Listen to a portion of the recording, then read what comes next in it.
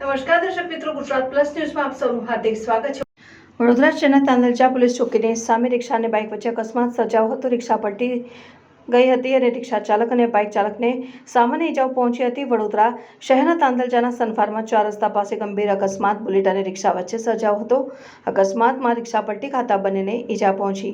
અકસ્માતને પગલે લોકટોળા એકત્રિત થઈ રિક્ષાને ઊભી કરી હતી અને અકસ્માતને પગલે રિક્ષા ચાલક અને બાઇક ચાલકે એકબીજા ઉપર આક્ષેપો કર્યા હતા। આ બાજુથી લઈને આવતો તો આ ભાઈ એટલા સ્પીડમાં આવ્યા હતા બુલેટ લઈને, એવી ટક્કર મારી કે મારા સીધો પલટી વાગીને મારા પગ પર જ રિક્ષા પડી છે અને મારો છોકરો પણ મારી સાથે જ છે। અને આજુબાજુવાળા બધાને પૂછી જુઓ કેટલી સ્પીડમાં બુલેટ હશે, 80 થી 90ની સ્પીડમાં બુલેટ હશે કમસે કમ। આગળથી ઠોકી છે, મારા રિક્ષાને બી નુકસાન થયું છે અને એ ભાઈ કશું નહીં ઊભા પણ મને એને કરવા નથી આવ્યા। આજુબાજુવાળાએ મને ઊભો કર્યો છે। આ જગ્યાઓ વારંવાર અકસ્માત સર્જાય છે। અકસ્માત થાય છે એનો વાંધો નથી, પણ એટલી સ્પીડમાં બી ના આવવું જોઈએ કોઈને। અકસ્માત તો તમારી સ્પીડ કેટલી હતી? મારી સ્પીડ તો 10 થી 20ની પણ નહીં હોય। કોઈ વાગ્યું છે તમને? વાગ્યું પગમાં, આ મારો પગ બી સીધો નહીં, આખી રિક્ષા મારે પગ પર જ ઊભી બેસી ગઈ છે।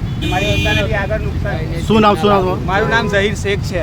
હું તાંદલજા આમેના હાઇટ્સમાં રહું છું। 40-50 સ્પીડ પર અહીંયાથી અને રિક્ષા ખાસી દૂર હતી। મેં આખો ક્રોસ થઈ ગયો, મેં સ્લો પણ બહુ કરી, પણ એટલામાં બી રિક્ષા મને રિક્ષાએ પાછળથી ટક્કર મારી છે। અહીંયા પાછળ મને રિક્ષા ટક્કર મારી, એમ ફેંકાઈ ગયો મેં। કઈ રહો છો? કઈ? મેં અહીંયા જીમસ હોસ્પિટલની સામે રહું છું। શું નામ છે તમારું? હર્ષિત ભીમડા।